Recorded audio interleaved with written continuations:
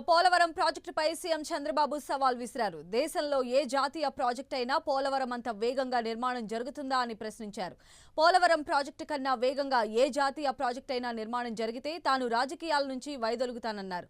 అధికారం ఉంది కాబట్టి ఇప్పటికే ఐటీ రైడ్స్ చేయించారని, మళ్లీ కూడా ఐటీ దాడులు చేయిస్తారన్న విషయం తనకు తెలుసన్నారు. ఐటీ దాడులకు భయపడే ప్రసక్తి లేదన్న చంద్రబాబు ఏమైనా పర్వాలేదని ఏనాడో నిర్ణయించుకున్నానని స్పష్టం చేశారు.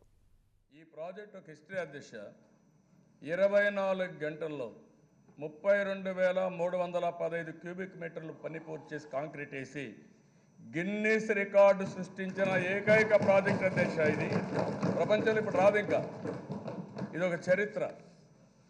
అలాంటి గిన్నీస్ రికార్డు సృష్టించిన మీకు కనికరం లేదు, మీకు అసూయ, దాన్ని కూడా సెబటైజ్ చేయాలని చూస్తారు.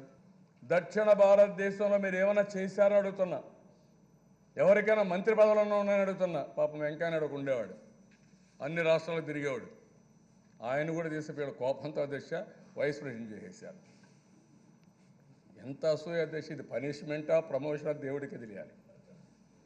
మీరు మాట్లాడతారు. ఎవరైనా సౌత్ ఇండియాలో ఒక్క లీడర్ని చెప్పండి మీరు. అంటే ఇది దేశంలో భాగం కదా. ఎప్పుడు కూడా భారతదేశంలో రెండు పక్కలు, నేను ఒక సౌత్ ఇండియా కోసం మాట్లాడడం లేదు. ప్రజల మనోభావాలు చెప్పాలంటే కొంతమంది వ్యక్తులు కావాలి.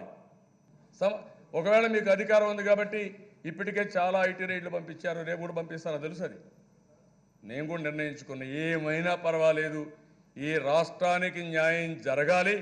ఎవరితో మీరు లాలోచిపడినా పర్వాలేదు, ప్రజలకు మాత్రం అన్యాయం చేయడానికి వీలు లేదనే దృఢ సంకల్పంతో ముందుకు పోతున్నాం. రాజీనే లేదని చెప్పి కూడా నేను మీకు తెలియజేస్తున్నా. ఇదే నరేంద్ర మోడీ గారు ముఖ్యమంత్రిగా ఉండి ఎన్ఐ యాక్ట్ వస్తే అపోజ్ చేశాడు. అప్పుడు కేంద్రం వండుకొని కాదు, పెద్ద పెద్ద కేసులు మాత్రం తీసుకుంటాం, ఏవి తీసుకోవాలన్నారు. టెర్రరిస్ట్ కేసులు, ఎక్కడ దేశ భద్రత, ఇంటర్స్టేట్ ఇవి మాత్రం తీసుకుంటామని చెప్పిన మీరు కడాన కోడికత్తి కేసు కూడా తీసుకున్నారు. సమాధానం చెప్పండి అని అడుగుతాను నేను. కోడికత్తి కేసు మీరు తీసుకున్నారు, ఏం చేశారు?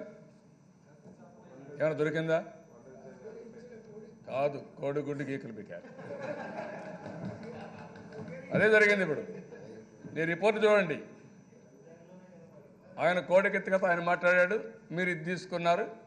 మీరు చేసి రాష్ట్ర ప్రభుత్వం సిట్ ఏం చేసిందో అదే చెప్పే పరిస్థితికి వచ్చారు.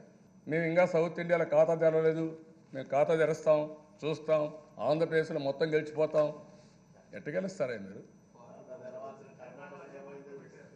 కర్ణాటకలో ఆ రోజు నేను అందుకే ఒక పిలిపించారు, మీరు చేసిన మోసాన్ని. మీకు జన్మభూమి జ్ఞాపకం కానీ నేను ఒకటే అన్నాను, ఈ గడ్డ పైన పుట్టిన వాళ్ళు ఎవ్వరు కూడా బీజేపీకి ఓటేయద్దని పిలిపిస్తే తిరుపతి మహాసభలో కర్ణాటకలో అది నిరూపించుకున్నారు, ముందుకు పోయారు. సరే, ఇక్కడ తెలంగాణలో మీరేమయ్యారో మీరే చూశారు. ఆ రోజు కానీ ఎంత నమ్మక ద్రోహం అధ్యక్ష.